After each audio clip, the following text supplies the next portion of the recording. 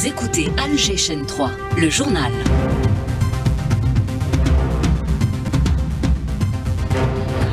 Dans l'actualité, la mise en œuvre des instructions du président de la République pour faciliter le transit portuaire et réduire les temps d'attente. Les délais fixés seront respectés, assure le président directeur général de Serpor.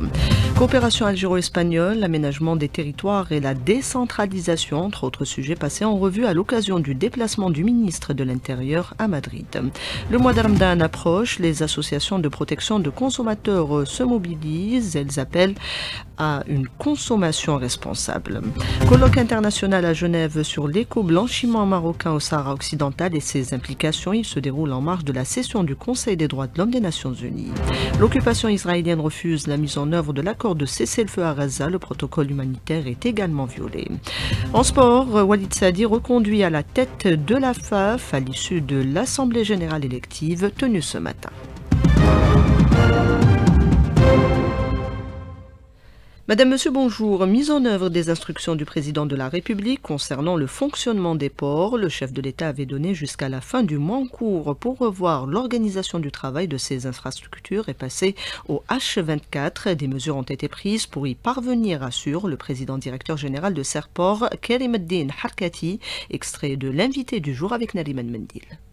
D'abord, la mise en place d'une organisation opérationnelle sur le terrain, à même de permettre justement le traitement des navires en continu. Le renforcement des moyens humains et matériels des entreprises portuaires. Renforcer également la coordination des services concernés des entreprises portuaires avec les intervenants de la chaîne logistique portuaire, notamment les services de contrôle que sont la douane, les services du commerce, les phytosanitaires, etc. Et la mise en place d'une cellule de suivi de contrôle quant à l'application effective des décisions qui ont été prises. En ce sens. Il y a quelques insuffisances encore qui ont été décelées, mais de notre côté, on s'attelle et on fait le nécessaire pour être au rendez-vous. J'en prends comme exemple, récemment, nous avons constaté un besoin en scanner pour le contrôle des conteneurs. Les responsables des ports ont mis à la disposition des services des douanes pour accélérer et permettre l'opération de contrôle dans les meilleures conditions possibles.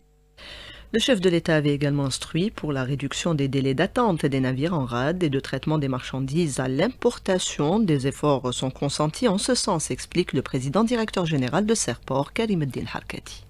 On va réceptionner courant de l'année 2025 un certain nombre d'équipements qui vont nous aider dans le cadre de l'amélioration continue de nos performances. Nous avons aussi la création de zones de dégagement pour faire évacuer les conteneurs et les marchandises qui ont dépassé le délai réglementaire. Aujourd'hui, il y a un premier dossier qui a été validé par les services des douanes. Ça concerne la zone de dégagement de Tixter relevant du port de Béjaïa. Actuellement, il y a 2 dossiers qui sont en cours de traitement par les services des douanes qui concernent Alger et Skikda. Il y a aussi la finalisation de l'interopérabilité entre la plateforme Alces des douanes avec celle du groupe Serpor APCS pour l'automatisation et la fluidification du passage des marchandises au niveau des ports. Il y a aussi le fait qu'on doit veiller à faire évacuer par les opérateurs économiques la marchandise dès la finalisation de toutes les procédures réglementaires d'usage prévues. Et les efforts s'accélèrent également pour l'assainissement du dossier du foncier agricole en application des décisions des plus hautes autorités du pays. La régularisation se poursuit. Illustration à Oumel Bouagui avec Nasser Benissam. La direction de l'Office national des terres agricoles de la wilaya d'Oumel Bouagui poursuit l'assainissement des dossiers du foncier agricole. Son directeur, M.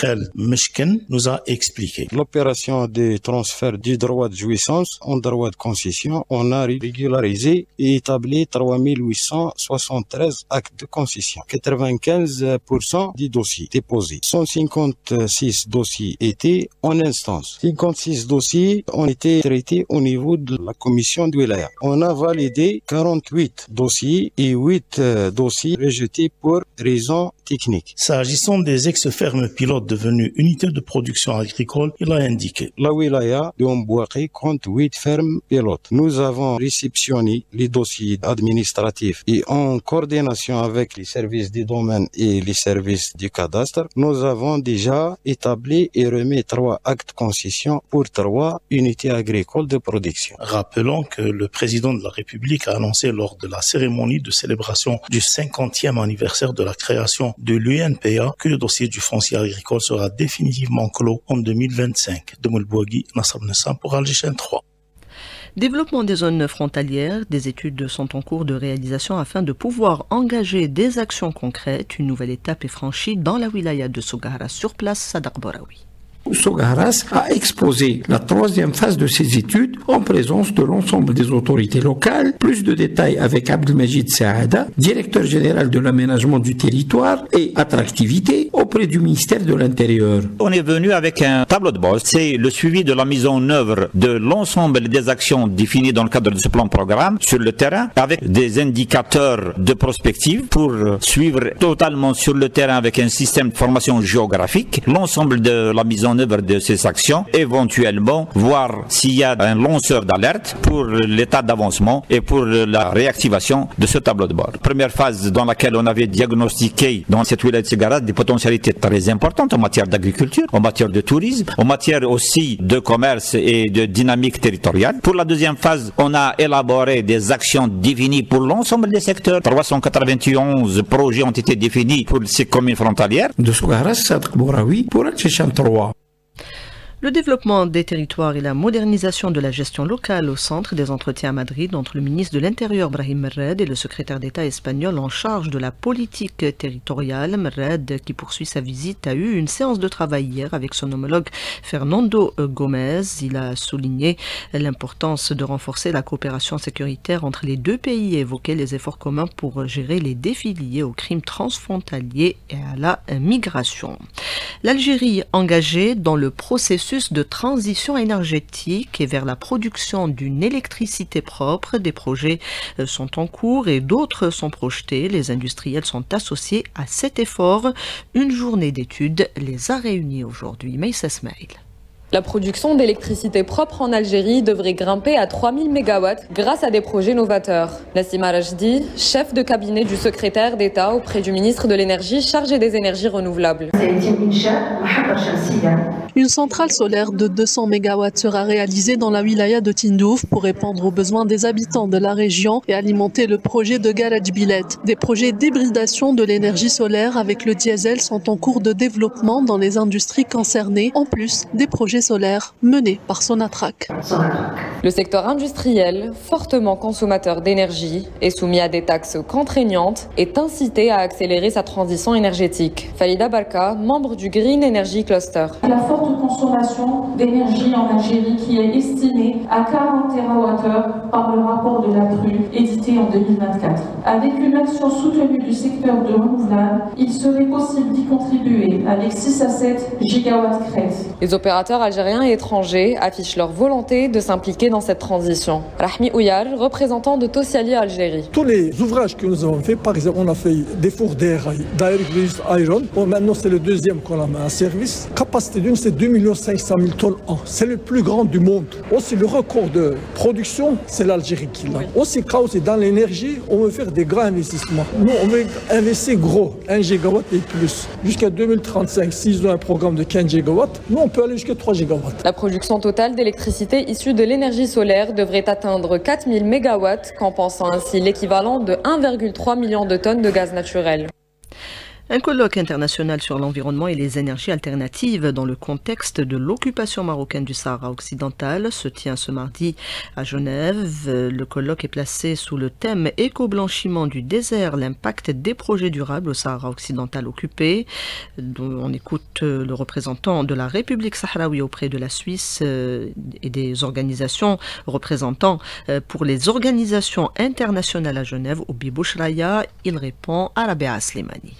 Cette conférence traite d'un sujet d'une importance particulière pour le conflit du Sahara occidental, l'instrumentalisation par le Maroc de valeurs nobles du changement climatique, l'énergie renouvelable, pour asseoir son occupation militaire et répressive du territoire et continuer à vouloir contourner et empêcher l'exercice du droit à l'autodétermination par le peuple du Sahara occidental. Des professeurs, experts et diplomates vont dénoncer aujourd'hui cette stratégie dans le cadre du droit international européen, notamment suite aux dernières décisions historiques de la Cour de justice de l'Union européenne.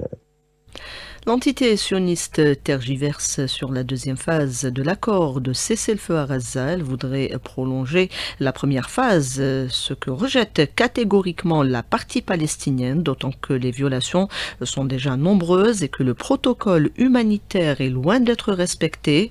Yahya Al-Sarraj, président de la mairie de Gaza, il est joint par Karima Bonnout.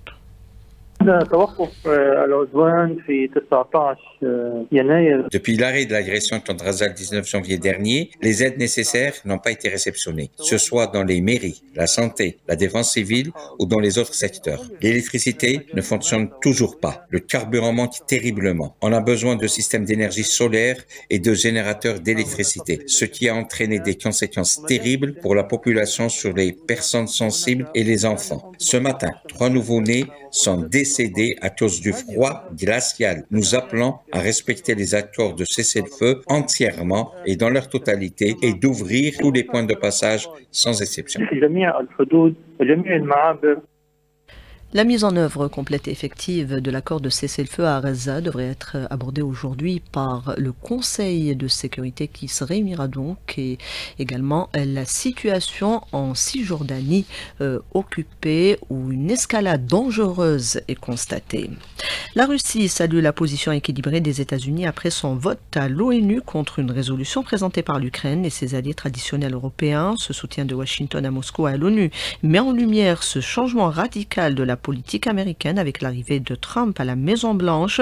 On écoute à ce propos le décryptage de Philippe Golub, professeur des relations internationales.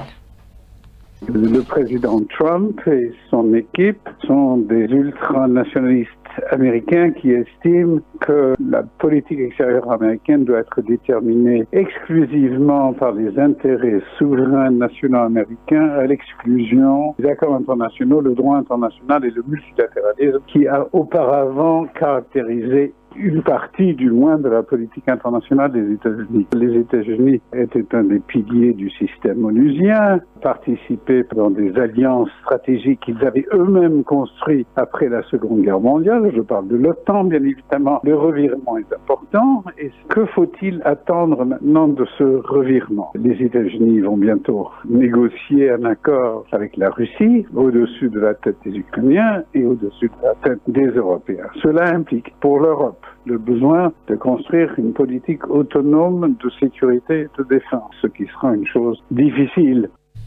Des propos recueillis par Rabea Slimani. Ramadan est à nos portes. La nuit du doute, c'est vendredi. À l'approche de ce mois béni, les associations de protection de consommateurs sensibilisent et appellent à une consommation responsable. Lina Adouche.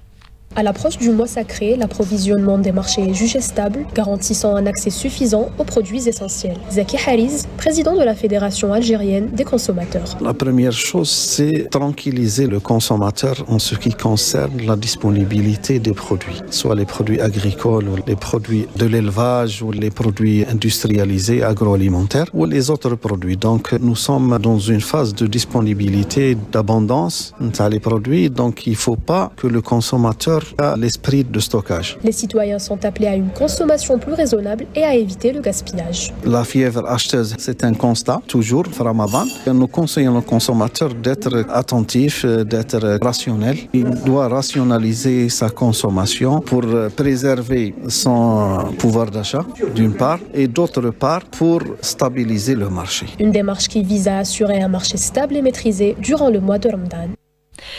L'intelligence artificielle, il s'agit d'utiliser cet outil positivement tout en respectant l'éthique, notamment au sein de la communauté estudiantine. Une rencontre s'est penchée ce matin sur cette problématique. Sami Alouni a assisté. L'intelligence artificielle au cœur du métier du journalisme, un apprentissage et débat sur l'utilisation de ces outils intelligents pour renforcer et améliorer le travail journalistique tout en s'adaptant aux défis modernes. Traduction, correction, documentation ou autres tâches peuvent par exemple être accomplies par l'IA, ce qui se traduit en un gain de temps pour le journaliste. Nassim Bouguetaya, enseignant-chercheur à l'École nationale supérieure de journalisme et des sciences de l'information. À travers ce séminaire, nous allons essayer d'initier d'initier nos étudiants à l'usage de cette nouvelle technologie dans l'exercice du travail journalistique. Aujourd'hui, l'introduction des nouvelles technologies, y compris l'intelligence artificielle génératrice, s'est imposée. Nous sommes face à deux phénomènes importants. D'abord, il y a l'exercice du métier journalistique, mais aussi la recherche scientifique dans le domaine journalistique. Dans le premier volet, c'est celui du travail journalistique. Nous essayons d'initier les étudiants à utiliser ces outils avec toutes les précautions et dans le respect de l'éthique et de la technologie de la profession. Et puis, il y a la recherche scientifique qui doit, elle aussi, étudier ces phénomènes et respecter les minimums requis pour que cette recherche ne soit pas totalement confiée à la machine. Une maîtrise et compréhension essentielle à l'ère du numérique, notamment pour la vérification de l'information. L'intelligence artificielle pourrait contribuer à améliorer le travail journalistique. La recherche au service de la sécurité sociétale, un colloque aborde cette large thématique aujourd'hui à Constantine. Plus de détails avec Hayat Karboua. La rencontre d'aujourd'hui, organisée par l'Agence de recherche en sciences sociales et humaines, s'intéresse à la thématique de la sécurité sociétale qui englobe plusieurs aspects qui touchent à la jeunesse, à la sécurité et la mémoire nationale, ainsi que la consolidation de la démocratie participative et la citoyenneté en tant que mécanisme de renforcement de la sécurité sociétale. Écoutons Youssef Aibesh, directeur de l'Agence nationale de recherche en sciences sociales et humaine. Il faut une série de programmes d'accompagnement dont la recherche est sollicitée et doit apporter une expertise et aussi des protocoles de gestion de ces dossiers-là. Alors, pour nous, on remet les priorités de la société et non pas les mesures administratives, sécuritaires seulement par rapport aux dossiers majeurs. On doit prendre en charge les aspects de la société et les inscrire dans la dimension à long terme, au moins dans des programmes de recherche. Il est attendu ainsi, à travers cette rencontre, que les collègues aboutissent à structurer des réels dossiers qui seront sous forme d'axes, de projets et de thèmes de recherche qui devront être inscrits au moins durant 2-3 années de suite. Une dizaine de représentants de ministères sont présents à cet atelier sur la sécurité sociétale ainsi que des agences et organismes nationaux et bien sûr beaucoup de chercheurs, fer de lance de cet atelier de réflexion et d'échange, un dossier d'un poids considérable pour l'État et le pays tout entier. Constantine, Hayat Karboua, Alger 3. Le sport, à présent avec vous, Hamza Rahmouni, à retenir essentiellement la réélection de Walid Sadi à la tête de la FAF. Sans surprise aucune, Walid Sadi, unique candidat à sa propre succession, il a été réélu ce matin à la tête de l'instance fédérale pour le mandat olympique 2025-2029 avec 76 voix sur les 78 voix. Walid Sadi qui aura plusieurs objectifs à atteindre au sein en tant que président de la Fédération algérienne de football et devra donc être accompagné par son bureau fédéral. Il y a eu quelques changements avec notamment l'arrivée des deux ex-internationaux, en l'occurrence Hassan Roula et Fodil Marania. Le football, c'est également le match retour des éliminatoires de la Coupe d'Afrique des Nations 2026 ce soir à 19h au stade Mustafa Tchaker de Blida, la sélection nationale féminine qui accueillera son homologue du sud du Soudan à l'aller. Les Algériennes s'étaient imposées sur le score sans appel de 5-0 et du coup ils sont presque assurés de la qualification au prochain tour. Ils affronteront leurs homologues camerounaises. Également, il y aura cet après-midi le coup d'envoi de la 18e journée de la Ligue 1 avec deux rencontres au programme à 15h30 au stade de Boumzarang de Chelef, ASO Chelef Mouloudia d'Oran et à 18h à huis clos ES Mostaganem, USM Khanjela. Merci Hamza. Selma Fegir, Erdouane Siassi était à la réalisation du 12-13. Seder était à la console technique. Yassine Nostrimine et Tahar à la régie d'antenne. Tout de suite le bulletin météo et cette poudreuse qui est de retour, Karima Bonnour.